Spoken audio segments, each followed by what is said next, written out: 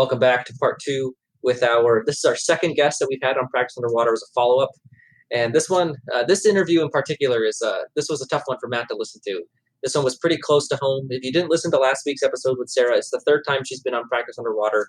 And this was a follow-up after like let's call it 8 or 9 month period of her not being on the show. And we did a lot of talking about growing from a solo to a group and her mindset and a lot of the things that she was looking to do. A lot of the first interviews are a lot of vision. And so we did that. And then this second part is a lot more tactical of how we are actually going to get from a solo to a group in her practice.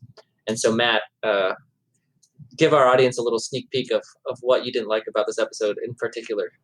Yeah, I mean, I'll go more in the outro. It was hard to listen to just because I've heard it. I've heard it from you, your voice, same topics, same advice.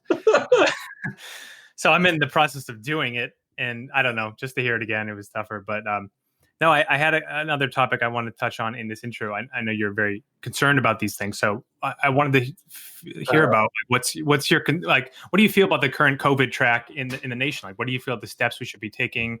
How do you feel about the current numbers? What is your practice doing to combat this? Really interested in that. Is this the roast that you said I was going to get? No, I have another one, but please go into all your COVID thoughts. I think into it, and I'm definitely not going to go into my COVID thoughts. Oh, sorry, I must have misheard then. You talked in this interview how you hate talking about COVID, so I figured I'd bring it up. Oh, okay. I'm like so confused by this conversation right now. Like, I definitely don't talk COVID on air, or off air even. Yeah, I hate that it's such a thing. You know, I'm not going to talking to George about COVID is brutal. In case anyone was wondering. It's not happening. Oh man, wait. So I still got another roast coming? Yeah, you have another roast coming. Okay. Man. All right. Well, in the next 4 or 5 weeks, I'm going to get roasted at some point. I don't know when, but I'm excited. Mm-hmm. All right. Here's part 2 with Sarah, and this is the conversation too close to home for Matt. Enjoy. We are back with Sarah. This is our doc who's been on the show before. I'm going to do a little bit of recap, and then she was in the middle of saying something. So for those of you guys who don't know, I try not to talk to my guests very much without the button of record on. I find that some of our best content is not captured. And so I got that from Richard, actually. So almost from the second I see them, I hit record and we go, because a lot of times the best conversation is pre or post air. And so for part, there's 3 episodes I got to summarize right now, Sarah. She was on the show for a 2-parter with Matt, and we talk about that at the beginning of part 1. So I'm not going to relive that one for you. But she's a super killing it 18-month-old startup. Sarah, when I looked at her PBN, I acknowledged that, oh my gosh, she diagnoses a ton of dentistry, and she does a ton of dentistry. And, she's not over-treating people. She just has a lot of Invisalign. She does everything under her own house. 30% of her production is same day. And, she is really productive as a solo, very productive solo oriented. And that's how I know her, is because she's really good at that. And so we talk with her a lot, and, she's somebody that I think very highly of in the solo camp. And, what we were talking about last episode is moving towards a group model, and having it be less dependent on her. And I think that's a common thing that we see, is all the skill sets that make a solo great don't transfer well to group because it's a lot less dependent on you. And so you have to have infrastructure in place to continue to do well. And so this episode, we want to talk about an office manager, an associate, and what was the other one? A second hygienist. And so Sarah was in the middle of saying something in between episodes, and that's why I said, stop, we're going to record this. So Sarah, what were you in the middle of saying before we had wrapped up? Yeah, so we were, I think, the previous episode, we were talking about maybe buying that second practice or dividing my time between 2. So I've often read dentists on Facebook say, it's actually detrimental to your take home when you have 2 practices, because now essentially you're splitting time in 2. So it's not twice the take home, it's actually less than even 1. And why would you even put yourself through that, et cetera, et cetera, et cetera. So consciously, I knew, or I probably am preparing myself to not take home any money, whether from my first practice or my second practice, if I do go down that road. But I think, George, just think of what you're saying, you're making it for yourself very sustainable to have that. And I'm just trying to learn and, get as many pointers as I can from you. Yeah. And I think, that idea of the second practice, it's not like I think I like what you said at the very end of the episode. 6 months. That's not a ton of time. Focus on unsarahing your practice, right? Make it so that this thing runs with, and that's what I was talking about at the end of part one. It's not going to be a lot of growth in numbers that you need for a second practice. It's growth in infrastructure and management skills. And that can be achieved quickly. You don't have to wait 3 years. Like, let's just 6 months. Let's make it our goal by the end of year 2. You are now, and right as you're starting to feel yourself making progress, you can start looking for that second practice. But I think the things that we really want to talk about are office manager, associate, second hygienist. So which one do you want to start with? Let's start with, and maybe this probably will come at the end, but just being a better leader, or just having an office manager, or well, let me talk about the events of the last couple of weeks. Okay, so at this point, it's been about 3 to 4 weeks since we opened, and then Monday morning, I walk in and I find that I have no team members, like no staff at all. And this is because on Thursday of the previous week, I had one of my assistants, who's kind of both front and back at this point, her boyfriend's father's niece test positive for COVID. And then they saw the father over the weekend, but they weren't in close contact. And then she mentioned it to my team. And just that we've had, just to step back, during COVID, we've had like 3 or 4 Zoom calls going over protocols that we're taking, things that we're doing to ensure everybody's safety, and then what to do in case we did have a COVID outbreak at our office. But in spite of that, or despite of that, I guess, and then we spoke to the team, because the assistant came up to me and told me. So I spoke to the team as a group about what this means, and there's not much risk or whatever it is. And then Friday, my hygienist says, oh, I feel uncomfortable with this assistant being here. So then I send her to get tested. And then by Monday, it's like nobody wants to come back. Everybody's still, quote unquote, waiting for her test. And then another employee's like, well, I was, at this party over the weekend and someone there tested for COVID, so I'm not coming in. And then there's just complete chaos. And then we have like this text message thread that I prefer not to reply in text. I just prefer to pick up the phone and call them, or just speak face to face, because there's so many nuances that are lost via text. But anyway, so I walk in Monday morning, and I've been running the whole office just on temps. And, it's financially we did okay. I mean, I still took home we still collected like 20,000. So again, that is not the problem. I mean, I can run the office, I can print my own treatment plans, present them, do the treatment, do the dentistry, everything, right? But it's just that after a year of sort of creating, and over the last 6 months, sort of really digging down into creating that culture, why is there just like lack of trust? And again, maybe COVID's a one-off situation, but I really think it magnified some issues that were minor to begin with, but they were still issues, right? So that was just real challenging, which, for me, I was just like, well, I have to do better. I have to either find people who are going to find us to be trustworthy, or how do we repair this? How do we come back from this? And then, grow the practice in terms of grow it in size, and sort of what you said, like continue on me being a better leader and a boss. COVID topics on air are not my favorite. I try not to talk about COVID a whole lot, because we've never experienced anything like this, regardless of what you feel about it. It is unique. I don't want to make any long-term decisions based on COVID-related activities. Yeah. Let's talk about this more in generalities, right? I think communication to the entire team could be an area we could look at. And then protocols, handbooks, employee handbook is another area that I would like to look at. Do you have an employee handbook in place? No, I do not. There we go. That's ding, ding, ding. Number 1. All right. Number 2, meetings with your team. How often? So we do a morning huddle, and then I will do once a month, I'll do a meeting with my hygiene scheduler and my hygienist. And then once a month, we'll do a clinical meeting, just the girls in the back. And because I don't have an office manager, maybe once a month we'll do, and I say maybe, but maybe once a month I'll do like a meeting with the front office. But they have their checklist that they're supposed to sort of turn into me at the end of the day. And I've been pre-COVID, I think I was very consistent in that. And we had some write-ups because the front office thought that Thursday's checklist would be okay to be given to me the following Monday. So stuff like that. So we had just started, I think, January of this year, implementing checklists, just because I can't be there in the front at all times. But when we came back from COVID, obviously we were scrambling, and some of that structure was lost, and I was aware of it. So it seems like your meetings are sufficient. You definitely meet enough. I don't think more meetings are called for. Now you have 2.5 people up front, right? Mm-hmm. So you said a scheduling coordinator, a treatment coordinator, and then a billing person. Yes. Part-time?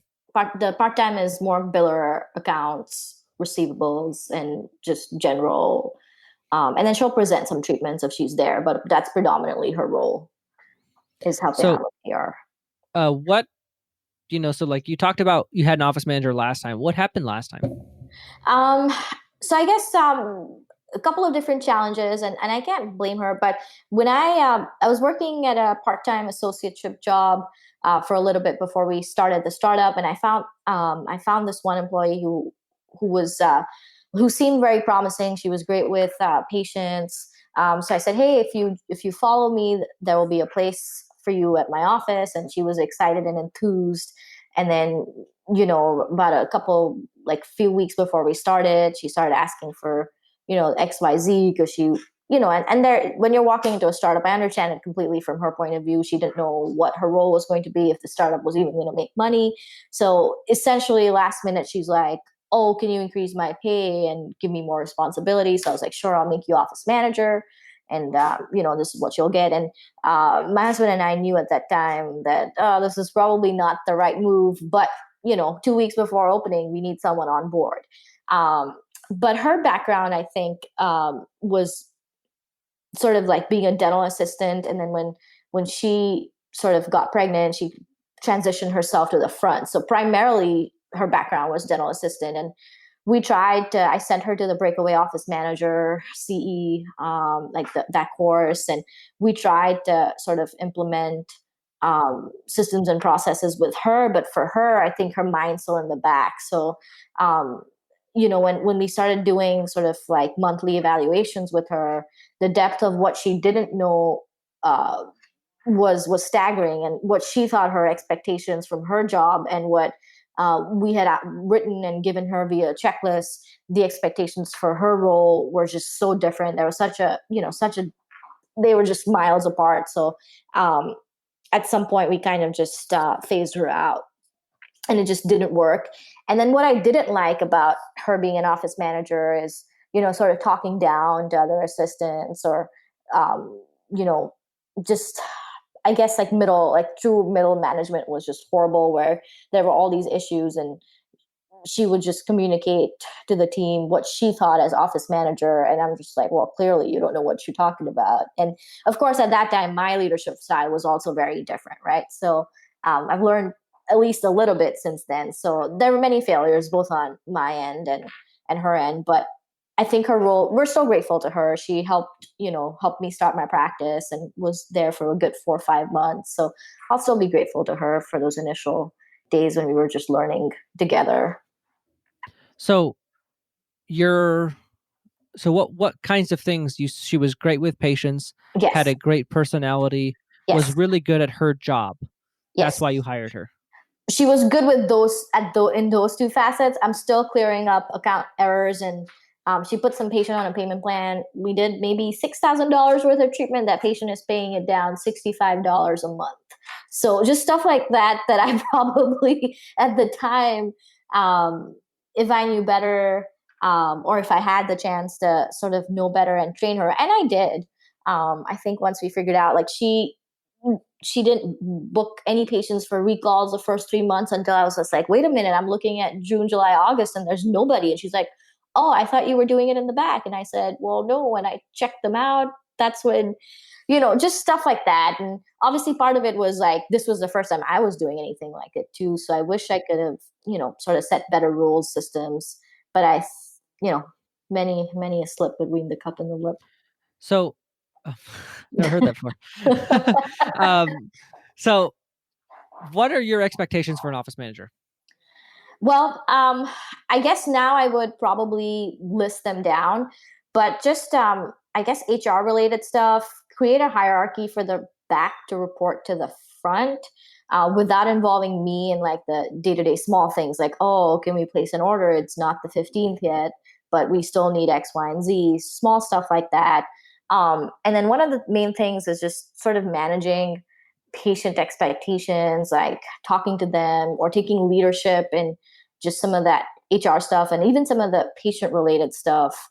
Um, and That's pretty much what my little experience with office managers is. And then maybe hiring, firing, all that good stuff.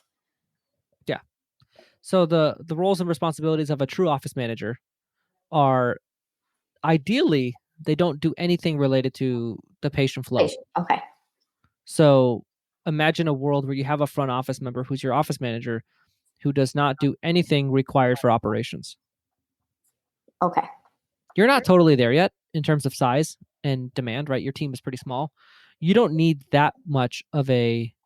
So like right now we're a staff of, 2 dentists, 13 or whatever people. Now we are transitioning my office manager to full-time management versus she was like half billing, half manager. So I think you're probably in that realm of taking your half front office and I mean, are you like but here's the thing, like you have a 2.5 already. So what is is there any flex room, any substitutions that could be made, anything that could be to oh absolutely. Yeah, of course we can make of substitutions. course. No, the reason the reason why she's a half is because she cannot be relied on for more than a half, more than 2 or 3 days a week. She's constantly late and she's constantly like she's a thorn in my side, but she's really good at what she does. So what does she do? So she actually helped us set up our Invisalign treatment planning, and then just kind of like when I was first starting, she really helped set the ground rules because she was in another practice where they did a bunch of it. So I've learned a lot from her through this process. So she's constantly late. Yes, and some days no call, no show, which everyone knows that I will never. So it's culturally a challenge, which is why I keep her away, and and she comes in on the days that nobody else is there, just because I don't want to have everyone think it's okay to do what she does. And then she's been let go It's once. not okay. Yeah, it's not exactly. And she's been let go once, and then I had to bring her back just because I couldn't find anybody else. So a little bit of a desperation there, but now we've got her to. I don't see her being long term. We're definitely going to phase her out, but I have my current treatment coordinator has actually been my assistant, and she has a real flair with patients and connecting with them. So I've trained her over the last year. So now she's moved to the front. So I think eventually, if there is someone that I can depend on who has maybe a practice vision and high trust, is her. So I would probably make her my office manager because she knows the way we kind of have created some systems. So that's we've kind of. I think I see her in that position. She's very young, so it's going to be challenging to give her more responsibility because I've heard my scheduler saying, well, I'm not taking rules from anyone or I'm not taking orders from anyone except the doctor. She's my boss. So I see that as a true challenge as I sort of I envision, and we've spoken about her growth. And one of the reasons why she even wanted to come in the front was I was like, look, as an assistant, I can only give you this much. But if you start, transitioning to the front here, there's a very clear growth aspect in it for you. And she's up for the challenge. So, two things. One, I gotta address the late thing. Oh my gosh. So yeah, I mean, an employee handbook lays out all of your expectations. And then a manager, what an office manager would do is when somebody comes late, they give them a verbal warning. Then the next time they give them a written warning. And then the next time they give them a second warning with a last chance, and then you're fired. That needs to happen. Yeah. No, I let her go, but she is she's a strong driver, so she drives some change. And with me being this busy with my hands so full of dentistry, sometimes it's hard to to be in the front. But absolutely, I want to phase her out. So maybe Can I suggest something? Yes, please. I'd like you to hire a manager with management experience, but no experience in dentistry. Okay. Or somebody who has office manager experience in dentistry. One or the other. But the thing that's missing from your practice right now is management of people. And that is your biggest weakness. I think we've both acknowledged that, right? You're really good at the systems. You keep relying on the systems, but you become dependent on people. You don't want to be dependent on any particular staff member. And right, I'm saying that with my staff that listens to the show. I love them. That's why they're there. I'm not there. They're not there because of their skill set. I think that you want to love everyone you work with, and you need to have an infrastructure strong enough. And so somebody who is great at managing people. When somebody's late, they're going to have a good conversation with them, not making the person feel bad about themselves. That front desk that doesn't want to hear anything from somebody that's not the doctor, they will know how to have that conversation with them. That's the kind of skill set you need to hire for, not somebody who's good at the task. Like the assistant that's really good, that's going to move up to the front. She'll just be a great front office, but she has no experience managing people. Sure. That makes sense. So it's like me hiring you to manage my practice because you do really well in your solo office. It's like all of the skills that make you good at your solo office don't transfer into management. It's the same thing with all of the people on your team. They're all good at what they do, but doesn't transfer well into management. Yeah. And so I would want you to hire somebody who's really good at management. Okay. First. Okay. Whether they have experience in dentistry or not, I don't really care. I want them good at management. Okay. People, expectations, functions, systems, organization, payroll, HR, employee handbook, time off, all of that stuff. Okay. Hypothetically, would does this kind of happen together? Because let's say I want to hire an associate. So would you say that the office manager can come or that person can be hired almost simultaneously or before or after? Or I think it goes office manager, hygienist at the same time. Okay. Then get your house in order after that, then associate. Okay. The associate is going to, so let me just quickly outline office manager types of things that I'd like them to be able to do for you. I would like your staff to be able to get vacation requests and have that process not go through you. I would like payroll to no longer go through you.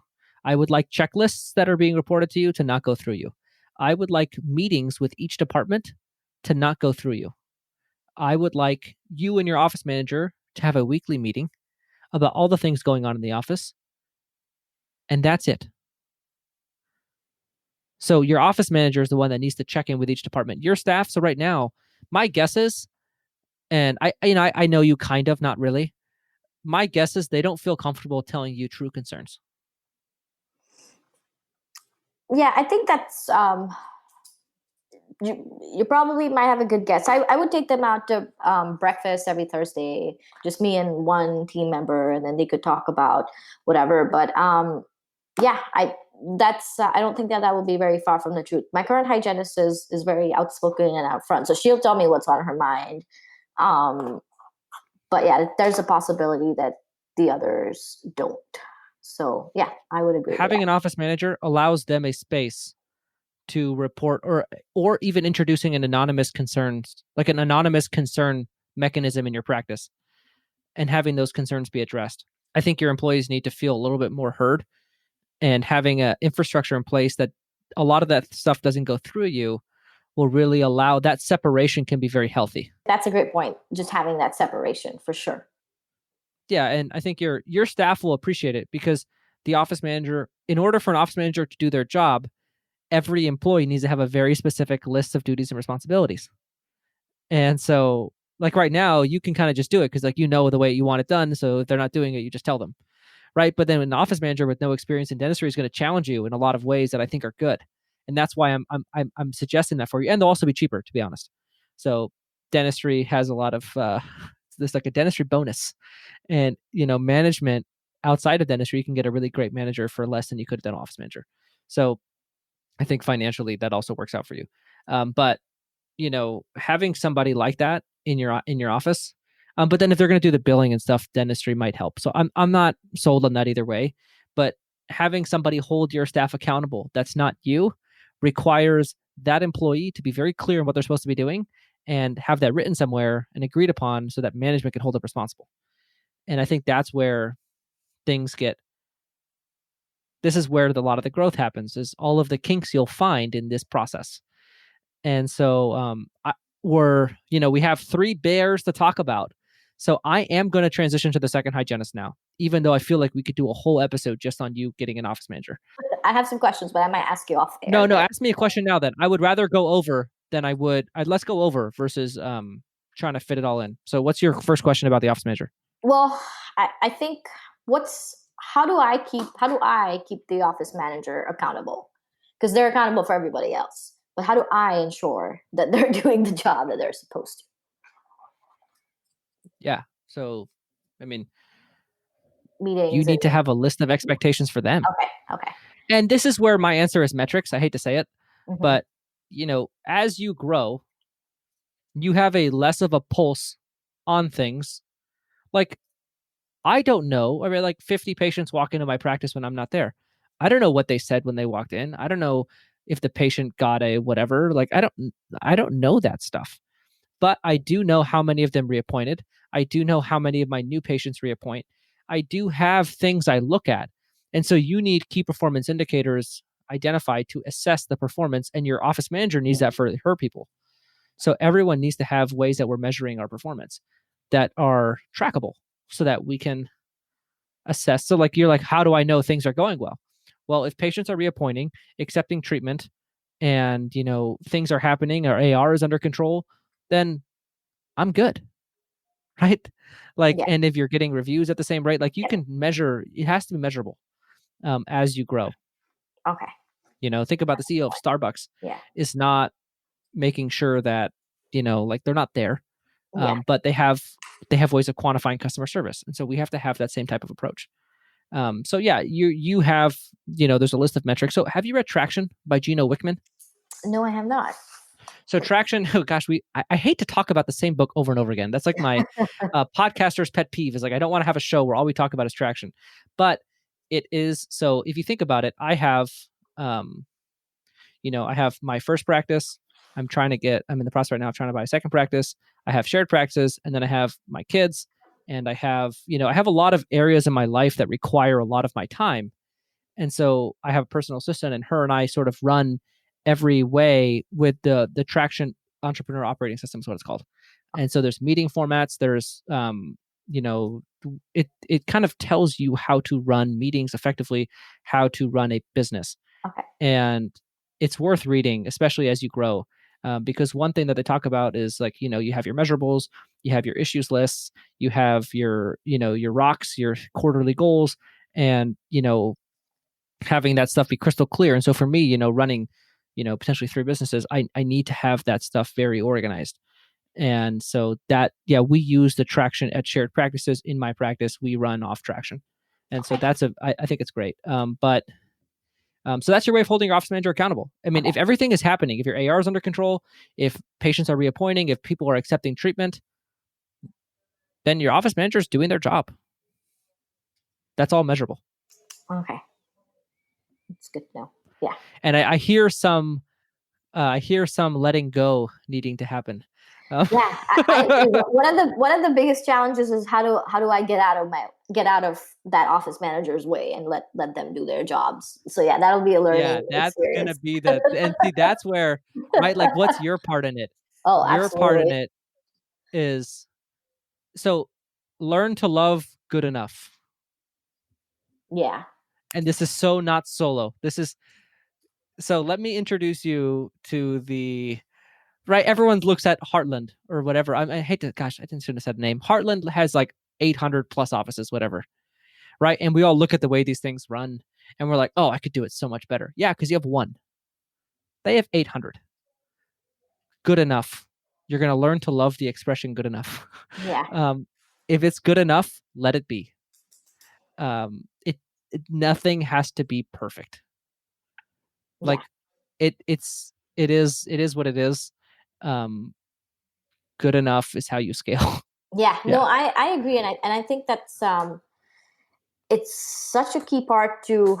I feel like we could probably like have $10,000 or $15,000 day, and all I would take home would be all the things that we didn't do right that day. So absolutely, like I feel like I need to just sort of and that's why on my way to work I'm always like saying things that I'm grateful for, to truly put myself in that space before I go into Yeah. work. Otherwise I'll be like, yesterday you didn't do this and this, and I don't want to And you start with have that. right, it's a contract with your team members, right?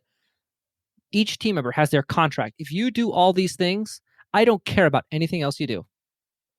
That needs to be written somewhere. Because then if they're doing all their things, they can be on their phone for 10 minutes. They can do, like if they're following through on all their expectations, then they can do whatever they want. That's, I think, coming from a letting go. And I think there is probably something in there that is some personal work to be done in terms of like, what does it say about you if you don't have like this well-managed machine or something like that. But learning to be okay with good enough is going to go a long way for you, because Yeah. you're so awesome, right? Like, Yeah, and it's a blessing and a curse, because you're like, well, if I did that, it would be awesome.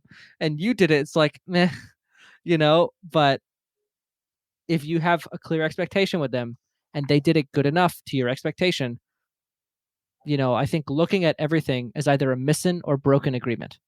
So it's either you didn't clearly outline the expectation or they did not follow it. And there's no better than good enough. I think being okay with good enough is going to go a long way for you. Yeah.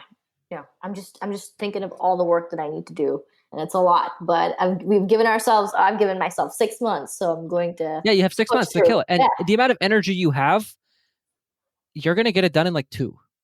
I know you. I hope so. We'll see. So now office manager is going to be the big bear for you, because that touches the ooeyest, gooeyest parts of your ownership that nobody has been able to get to yet, right? Like, you can implement systems in your practice, but letting go of control and implementing structure and leadership of people are all areas that are not, you run away from them.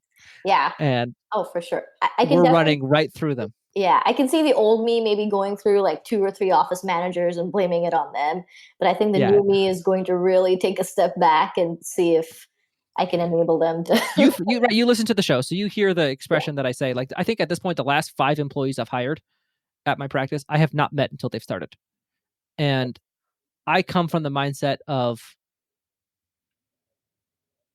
our culture is so strong, our infrastructure is so strong that we can make it work with most people. So I let my team pick. And the one time I had a really bad experience with a hygienist was we didn't go through that process. I knew her and I texted her and and it just totally blew up my face. And so every time we've gone through that process of them picking the staff, it's worked for the most part, right? Or we fire them quickly and we move on. But, I think that, where was I going with that? I think if you have a strong enough infrastructure and culture, and I think for you, that's going to be the hard. There's no reason you should go through 2 or 3 office managers. Yeah. Like, if you hire a solid one, it should work. Yeah. It's more on you than it is on them.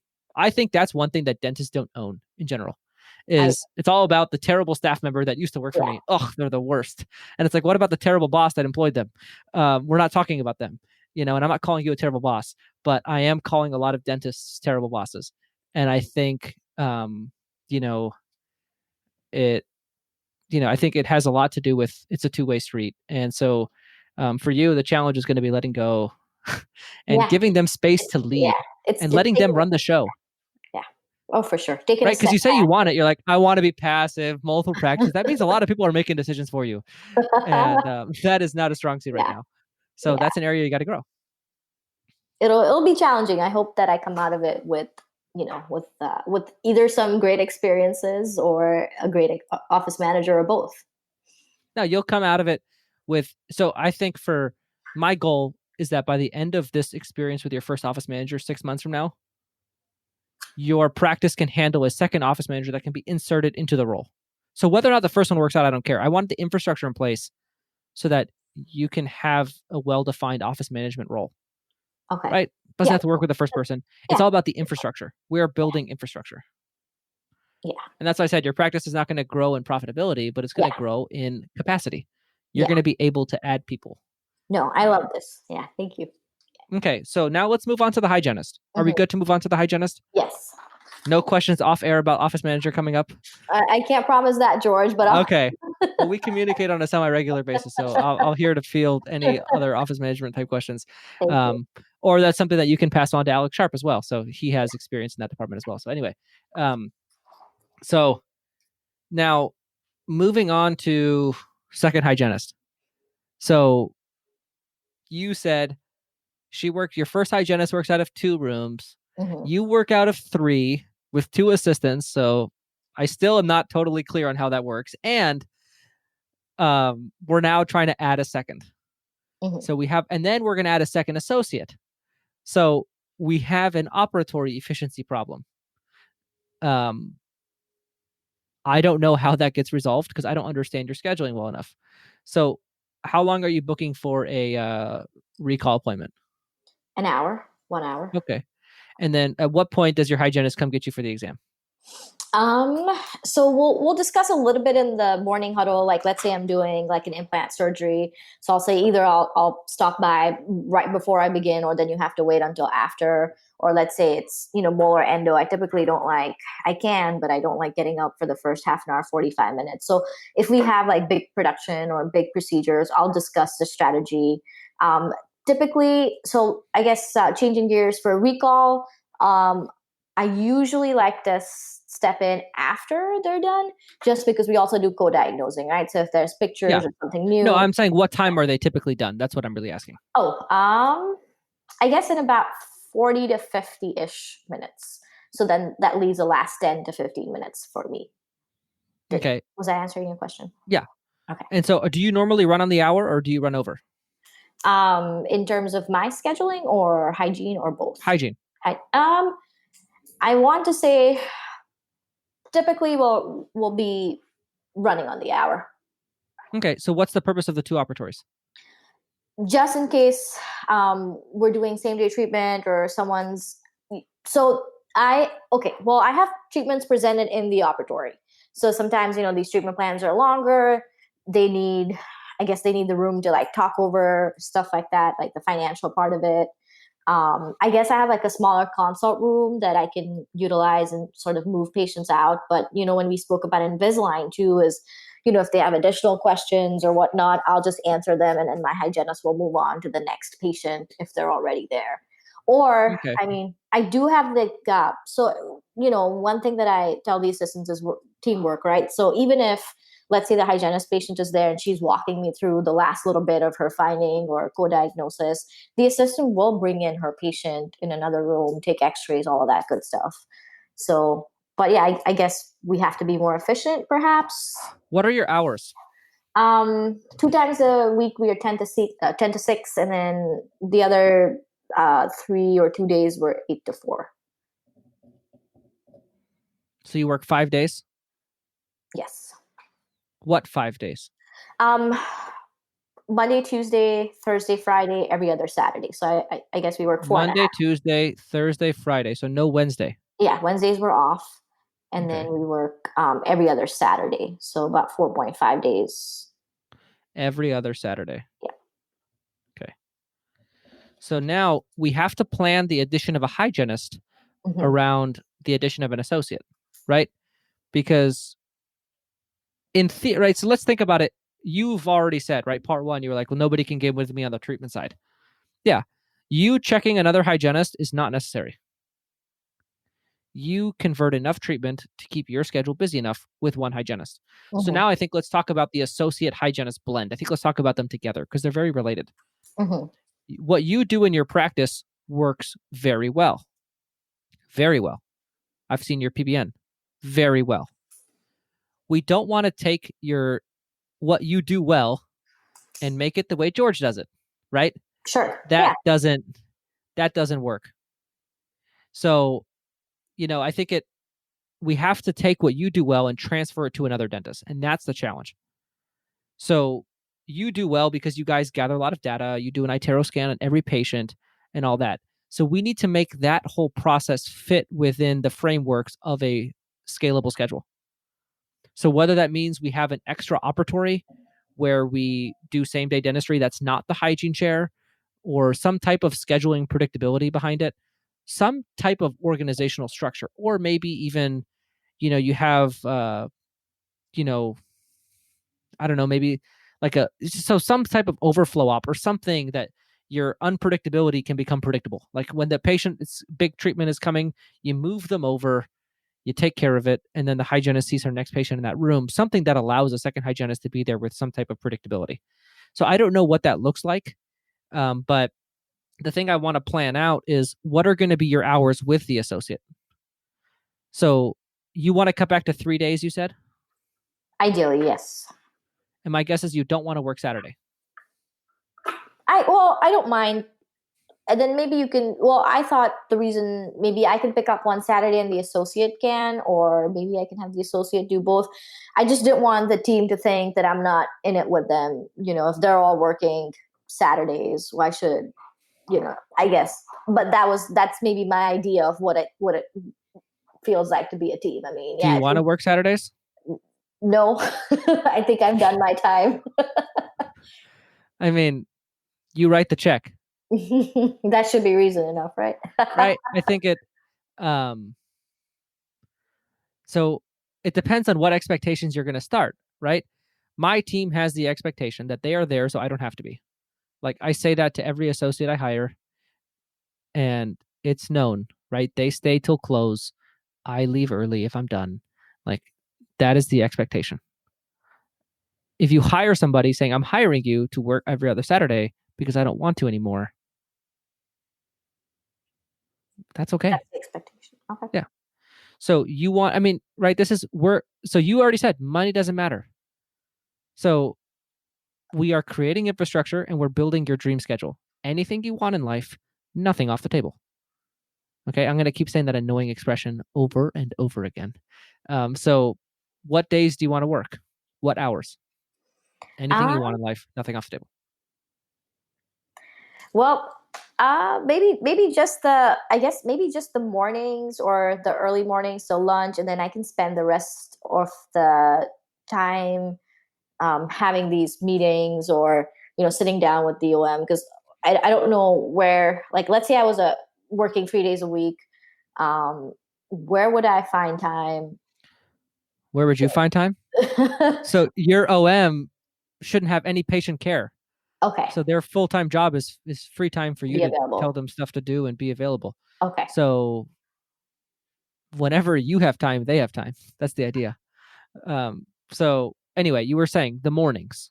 Yeah. So I think I'm okay with doing like 8 to 4, 8 to 4, and then 1 10 to 6 day, just because maybe I have patients that as I sort of taper down my time in the beginning, I could probably taper it down to keep one late evening day available, and then 2.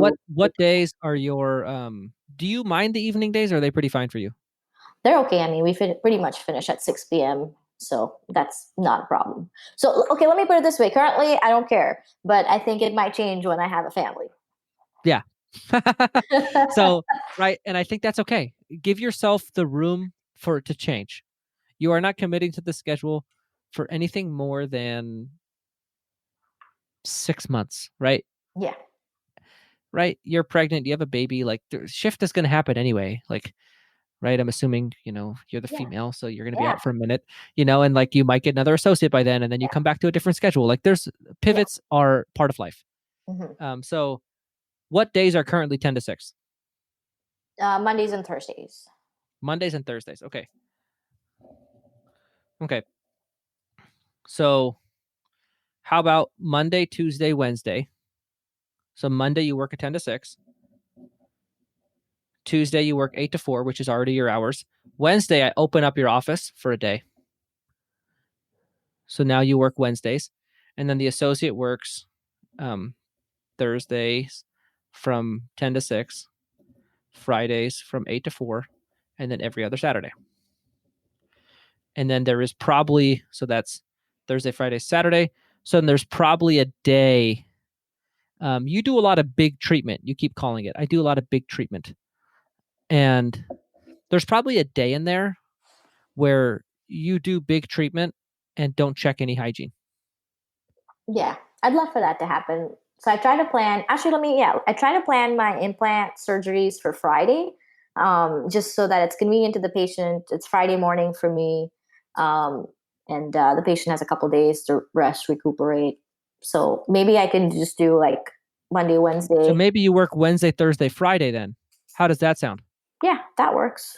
Okay, so you do your Wednesday 8 to 4, your Thursday 10 to 6, and then Friday, that's surgery day. Yeah. So that's a day where the associate is in the office running it, and you are in one operatory doing big case after big case after big case with no interruptions. Because you already said, I don't like getting interrupted during molar endo. Yeah. Well, that's not a way to run a practice. You need to be interrupted for hygiene exams. So you need to have all your don't want to be interrupted procedures on a day where you have your associate there. Okay. So I guess what I'm trying to get at is we're going to expand your practice because you have the patient flow to support 2 hygienists. And you're unique in that you have the ability off of one hygienist to stay busy because of how much you diagnose. So let's take advantage of your strengths. And so we also have like so we're now in our area, we're known to be the place for emergency dental care. So I still want to sort of leave a couple spots open in our schedule for emergencies. We see like, if I open up the floodgates, we would see like 4 or 5 emergencies a day. Currently, we're limiting it to 2 or 3, or I'll tell them that if you call us before 12, then we'll try and squeeze you in same day. So, so do you see how you have an excess of doctor capacity here? Yeah. Like excess of doctor demand? Yeah. So I would ideally like it that you can get an associate working a full-time schedule. Yeah. Whether that's, and so here's the thing though, you're trying to get them to work every other Saturday. Would you mind having a disconjoined weekend? Like if you worked Monday, Wednesday, Friday, for example, would that bother you? Or do you want to have your days clumped together? No, that would be perfect too. I'm game at this point. So I know you seem so easygoing. I love it. I am so not easygoing with my schedule. So that's why I'm like, this is the area where I am uptight. So yeah, I was thinking, George, why don't so I have 5 ops built out. I'll equip the 6th one and then let the associate sort of check the exams of the hygienist, and I can just do like consult, same day treatments, and fill my schedule up that way. And again, I know maybe I'll be different when I see the numbers are not the same or whatnot. But why don't I just like plug and play the associate as we have it now, and I'll just kind of depend on emergencies, same day treatments, that type of thing, and then I would only need like 1.5 ops or stuff like that. I'm shaking my head. So I've learned my lesson with associates. Okay. Every time you hire an associate, expand capacity simultaneously. Okay. Thank me later. Okay. So I went to Breakaway, right? We talked about Breakaway. Scott Luna said, when you hire an associate, you need to do the following things. You need to create a contract that is owner friendly. You need to expand capacity. You need to expand clinical skill sets all at the same time. I did none of those things the first time. I learned my lesson quickly. And the second time, I did it much better. So I want you to open up Wednesday for sure. Okay. And hire a second hygienist. That is our way of expanding capacity, right? Okay. This is like a stick shift vehicle. You need to shift gears with whatever. You take your foot off the gas and you press the clutch at the same time. It's the same type of thing here. We have to expand capacity and expand clinical skill sets at the same time of getting an associate so that we can have a smooth transition between gears. And so you have the new patient flow to justify a second hygienist. So we can get a second hygienist, and I want you to be doing the same number of exams almost as you're doing currently. Mm-hmm. Still, so that your production is going to remain about the same. You can just filter the stuff to the top. And you can tell the associate part of your expectations, hey, you're doing all my fillings. Yeah, I love that. Yeah. Right. So let's say I'm giving you money, and you're doing my fillings, right? Like it's all about the expectations you set upon hiring, right? So for you, let's try to make your 3 days super productive. so that you are as productive in 3 days as you were in 4.5. Now, we're also simultaneously expanding your capacity. So then your practice will produce more, collect more, and you'll make more, all while working less. That's what we're shooting after. I know you don't need money, but I also want to do it right. So you working Monday, Wednesday, Friday, and having an associate work Tuesday through Friday and every other Saturday, that gives that associate a nice 4.5 day a week work schedule where they get every week Sunday, Monday off, and every other week a 3-day weekend. Yeah. That seems like a very reasonable associateship, Tuesday through Saturday. And then you now hire a second hygienist on as many days as you can get. My guess is, and then right on the days that you guys are there together, you start split shifting a little bit. So they cover evenings, you cover mornings, and then you sort of work with it like that. And this is all. So I'm trying to like write. These are a lot of coaching conversations, like who works what hours. Yeah. These are like a lot of coaching calls where I we sort appreciate this it. stuff out. Yeah. So I'm trying to do that in like a tenth of the time. Sure. But so that's why I'm being a little vague. But essentially, how much can I expand my capacity? And there's going to be some overlap of your time there. But try the overlap of your time with the associate at the practice. So mainly in this situation, it's Wednesday, Friday to be big cases. And you, Sarah, are in one op, big cases, checking one hygienist. And then they are checking their own hygienist, have more ops, more same day, more emergency treatment. So I think you were kind of leaning towards the route of the associate doing the regular stuff and you doing the emergency treatment.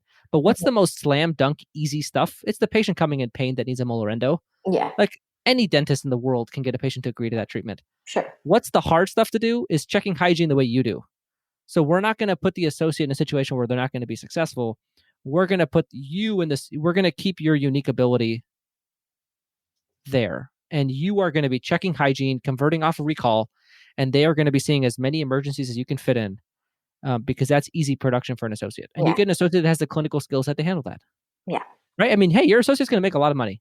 Like I'm looking at this like, damn, if you get 5 emergencies a day, like, oh my gosh, that's a whole day right there of very productive every day for they don't even have to check hygiene. Hygiene will just be the cream on top.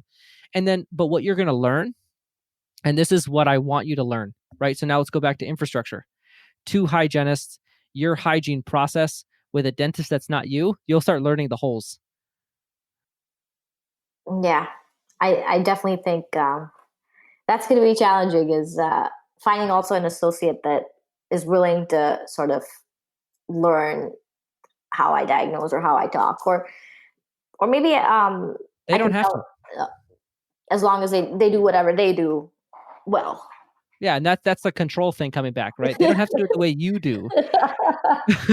It just has to work, right? So like patients have to not be pissed. They have to schedule with some reasonable percentage and they have to diagnose what's there. That's what they need to do. Yeah. And I think you're setting them up for success with the emergencies already and expanding capacity. So they don't necessarily have to do super well. It gives you the opportunity to experiment in hygiene. And that's going to be the hardest thing for you to scale is your ability to convert hygiene into associate driven production the way you do. And that's going to be the piece that's going to take the longest. Emergencies will be quick. Expanding hygiene, expanding capacity will be quick. But I think shifting those gears at the same time. And so you don't refer out anything? I'll refer out retreats, wisdom teeth. Only if it's worth my time, I'll do them because sometimes like in a busy day where I have so many things going on, even if I were to bring wisdom teeth back, I'd have to get up a couple times for hygiene checks or do this check, that check. So actually, as we're talking, realistically, I think you're looking for somebody that can do extractions and endo. Yeah. I think those are the 2 clinical skill sets you really need to have. Yeah. Extractions, endo, and then other than that, train them expectations. And then train them with Invisalign. A little bit. Yeah. I mean, Invisalign. Yeah. I mean that's something you can sell them on. I'm going to teach you how to do Invisalign. Yeah. But I think the thing that I've learned about associates is you have to make your practice look, in some ways, the things that they're not going to like about their job, they have to be good with that before they walk in. You don't want them to walk into a surprise. It's kind of like it's kind of like you're getting a roommate, right? And then you guys are gonna live together, and you're gonna come up with stuff that you don't like, and it's like, okay, I'm really messy. I get up late. I don't clean out the fridge. You really unload all of the stuff on them pre, so say, look, you're gonna work every other Saturday. I'm not working any Saturdays. You're gonna be seeing a lot of this. This is how my practice runs. Like, I'm a kind of a control freak. I'm gonna try my best to not, but sometimes it might drive you nuts. Like, lay it all out there for them to really outline all of the worst case scenarios for them.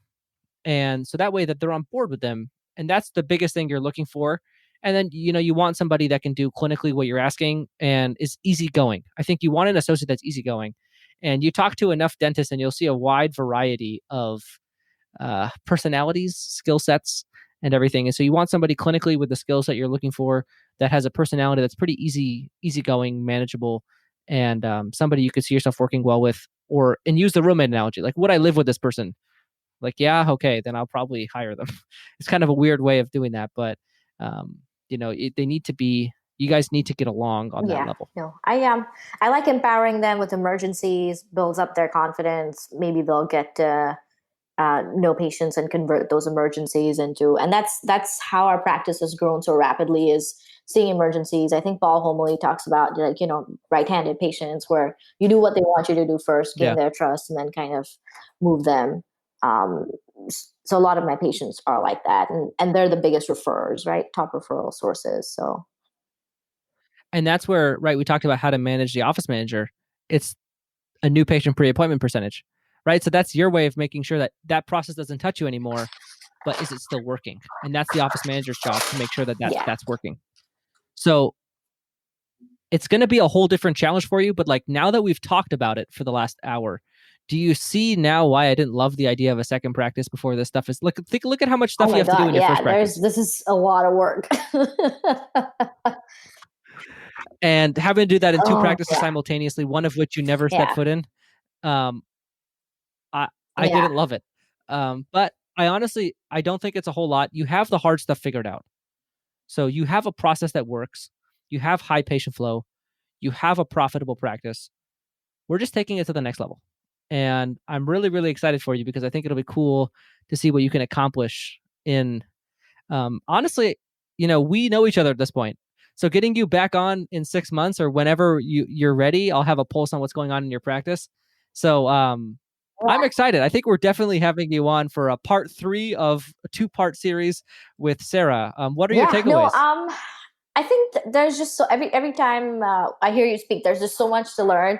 And then just thank you so much for, and I hope there's other listeners out there who benefit from this, who have, practices that are ready solo practices that are ready for the next step. But this really kind of outlines what I need to get done. And, there's a lot of work, but throughout this whole process, I think startup docs are, not that others aren't, but I think we're a special breed because we take on all this other stuff, and there's so much to learn outside of dentistry that now I'm almost like wired to constantly learn, and it doesn't have to just be dentistry. So I'm excited on this path, and I'm maybe just excited to just let grow my hygiene and let someone else do all the fillings, all the MOs and DOs and stuff like that. So no, there's a lot of really good info here. So. And so the reason I had you on when we were having that conversation, and I wanted to stop you for a minute, because I think it's very common that a doctor is successful as a solo, and then they're like, okay, I'm ready for more now. I killed it. And I love it. I'm all for it. I'm all for ambition. I also think it's important to understand why you are successful and then begin translating your skills to a different level. And so once you go level up, the whole game changes. And ask me how I know. I've been there on the other side of this, where you go up before you're ready, and then you have to retrofit, and kind of undo stuff. And so you are a very common person listening to our show right now, right? We self-select. Our show is very dense. It's boring. Quite frankly, I don't know what's listen to it. So like, we self-select people that really try hard and care. And so we have a lot of successful solos out there. And you are a very successful solo, and you want more, and a lot of them do. And I think expanding hours. Like, honestly, I'm looking at this and I'm like, okay, her and an associate with 2 hygienists in your practice, I think you're sniffing 2 million in collections next year. If you spend the next 6 months for the rest of this year getting ready, 2021, I think you're sniffing 2 in collections. Yeah. I really do. I don't Yeah. think it's that hard. And I'm not trying to sound, like this is super easy, but it kind of is not that hard. It's not rocket science. It's in the restaurant business. So, honestly, you're some tweaks away from really making it awesome. And I think that's I mean, I'm excited for you, and I'm excited to have you on again. Let's schedule this we're just going to have you on the show every 6 months. Let's just do it that way. So we had you on 6 months ago. We'll have you on around 6 months from now. And I'm excited. So thanks for coming back on, Sarah. Have anything you want to add before we No, close? I'm excited too, and I think it's a good challenge to have every 6 months. We'll just keep me working extra hard. That's all. Yeah, no, it's a good accountability saying I'm going to be on Facts Underwater again, and George is going to be hard on me, so I better kick my ass into gear. So, thanks for coming back on. This was a lot of fun. Thank you so much, George. Thanks. All right. I hope you guys enjoyed that interview. This is starting to become one of my more enjoyable topics because I get a lot of solos who are uncomfortable with a lot of the skills required for groups. And then they have to, all of a sudden, all the things that they do well that I don't, like patient communication, diagnosis, case acceptance. We play in a world where none of that stuff matters. And it's all about the things that I do well, which is, a lot of what we talked about in this episode. So Matt's smiling because that's our relationship to a T. Well, I kind of enjoy when you don't get to talk about your favorite thing. That's actually more of enjoyable for me to listen to. I don't like when you're all like happy and this. I get to talk office manager and associate hiring and training. I kind of like when you have to talk solo issues, bad diagnosis. That's when I get enjoyment from. Oh yeah, see, I do that because I don't vet my guests before we get on, and I find out what's going on in their practice as we are recording. And like lately, I've gotten myself stuck in solo episodes. It's been great. I've really enjoyed it. Yeah, and I can do it. I just really don't like it. Not my thing. George should, in his personal and entire life, he does a little bit too much of the stuff he really likes, and that kind of gets to me sometimes. So I like when he does things he doesn't like. Oh my gosh, that's hilarious, Matt. It's so true though, because that is something that annoys you, is how stubborn I am about who I am and sticking to that. And like the delegation thing, I know gets to you sometimes. But I'm poking fun, but I've taken a lot from it for myself. So yeah, I know that's very hilarious. similar now. Yeah, I think I tend to subscribe to the personal philosophy. I don't follow it on Practice Underwater, but I tend to subscribe to the personal philosophy of know thyself and be free to like be thyself. And this interview was so up my alley. Matt, can you talk more about, I guess the parallels that you drew into your practice and sort of how your experience was as somebody who is doing this currently? Yeah, so this was the coaching call we had in June when you were first started as my coach. And like I said in the past episode, she has the same strengths as me, both really good diagnosing, good clinically, do a bunch of different clinical procedures. Like we're perfectionists in a lot of ways. Like the experience we want patients to have, we're really particular about it. And then her weak points, right? Like managing people, that staff turnover, that's all me. The piece you said about the staff doesn't feel comfortable telling them their real concerns, totally true. More so before, probably still a little true now. The whole way of staff talking behind her back, just gossiping about her. That's all me. And then the steps to becoming a group, I'm in as well. Like the hiring the full-time associate, the office manager, hiring that position, delegating more. Like I've delegated a lot, but I still have plenty I could delegate.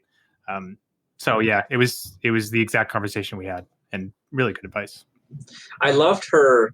Was this the interview that you talked about, that piece of she got upset with a staff member, and then there was that conversation? She sort of took herself out of it, and that conversation happened, or was that not in this interview? That might have been Laura coming up. Okay. Well, I know Sarah well, and so I'm going to tell a story about Sarah that I think is really fitting post this interview. Her and I were talking, and she had this staff member that did something that upset her. And she has this staff member in mind currently that's sort of being trained to be an office manager. And she went to that future office manager and she told her, hey, this happened. Can you handle it? Because she knew that her communication style in that moment of anger was not going to be effective. She took herself out of it went and got that future office manager and just watched her handle it. And that for me, I guess, when you talk to somebody so much, it blends in when you had what conversation. And so that wasn't on air. That was us talking, maybe a month ago. But the growth that she's had since this interview and the steps that she's taking are really cool. And it's a lot of going into an uncomfortable area for both her and you, right? Trusting people to do things that, you used to do, and watching them not do them as well as you would do, and being okay with that, and questioning what you have to bring up, what you don't, how to say it, and all that stuff. So, this is really her growing edge, and it's cool to see somebody. I like it. Both her and you guys have great motors. You're achievers, accomplishers, and you're being put in a space where all of those characteristics want to be there, but it's just so much uncomfort in the way. And so it's really cool to watch the personal development that comes through this level of practice growth. Yeah. I feel like I've gotten to one tier, right? I'm very good now at delegating things I don't care about, like supply ordering and that kind of stuff. Now the next level is delegating things I really care about, like producing dentistry, selling dentistry, the whole way the office feels and runs, and the benefits you get from being there as an owner every day, giving those up. Just the thought of it. And so Alex Sharp and I have both gone through this transition, right? And I bought my practice and it was a glorified solo practice. It was essentially solo. And so my first year of ownership was really going from solo to group, a lot of the infrastructure groundwork that we're talking about on this episode and Matt's calls. And I would say that is the hardest growth, is from 1 to 2 million. And Sarah and Matt are both high achievers in the diagnosis space. So their 1 to 2 million is more like 1.5 to 2.5 probably, but it's that gap of growth where it goes from being successful, which is where they're both at currently because of their diagnosis case acceptance, and then building enough infrastructure so the practice can be successful with the way that the infrastructure is, the way it runs. And then once you get there, growth past the 2 to 3 is a lot easier because you already have the infrastructure in place, and it's just adding providers and patient flow. And that's much easier because you've already built it. But it's that $1 to $2 million gap that we're talking about in this episode. And that's a lot of the productive solos wanting to go to a group. It's that infrastructure that's required to be laid down is costly sometimes, and you don't see the profit right away, and it takes a lot of time. But once you get that, then you can grow a lot faster afterwards. And so this is probably the hardest stage in my mind and maybe it's the one I struggle with the most, so I call it the hardest. But this is, in my view, the hardest stage of, that $1 to $4 million spectrum of, even from 500,000 to 4 million in collections. I would say this 1 to 2 is the hardest gap. Yeah, definitely. Because you're changing models completely. You're going from solo to group. Those others, you're still group. You just, more group, more bigger group, small solo to big solo, but still solo. Yeah. I remember you going through it, how that solo to the group took a ton of marketing investment, ton of new hires, and then your switch now from 2 million to where you want to be 3 million was just split shifting, adding a couple team members. Yeah, it was super easy. It was very minor little tweaks, and then you're on the path now. Yeah, it's just getting that infrastructure in place, and it's hard because that's the time where your systems and your practice matter more. The way that you guys do things, because it will start to break as you add more patients to it. But then once you've hit that 2 million, and Sarah will see it when she has her full-time associate, her office manager, her teams are now staggered hours probably. Once that whole thing operates, then whatever she wants to do after that, it's a very moldable system that can be sort of adapted and changed to what she wants. But getting there is going to be, it's not hard, and it's not rewarding either. It's not like you get a ton of profit doing that. It's just you have to be bought in and enrolled, and what we're talking about with James, enrolled in the long-term vision. Where do you see her capacity starting to be an issue down the road? 6 ops. Yeah. Yeah, I see it starting to be an issue around. I can't see her breaking past 3 with 6 ops. Yeah. Yeah. But she might not have to if she does multiple. This Right. is where you then remove yourself from the practice a little bit more, and it still does 3, and then your entrepreneurial spirit goes into different practices, and then she might just increase fees, cut insurance and stuff over time. But she's definitely going to run into a problem at some point. And especially with how slow her practice operates. It's different than my practice. My practice, we tend to get people in and out. Hers is, my goodness, her hygiene appointments take forever. Her exams take forever. She could probably use her ops a little bit more than I could because of how long each patient is there for. But still, yeah, she's going to outgrow it at some point. Yeah. And I love the husband and wife combo, like the husband helping with the managerial side with the multiple practices, the wife doing some dentistry, but also doing a lot of managerial. I love the team combo like that. Oh, really? You have clients that are husband and wife, both dentists. Yes. Just that's such an asset. Like, that's awesome. Interesting. I guess I divorced a dentist, and so I don't naturally see that side of it. I'm like, but yeah, you're right. Especially a team that works well together, and obviously I didn't have that. But I think that definitely would be a very big asset.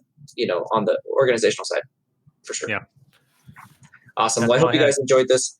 There will be more follow-ups coming, not next week, probably in the distant-ish future, but we'll definitely try to get more Practice Underwater people back on air that you've heard before, because I think, especially with James and Sarah, it was cool to follow up with them.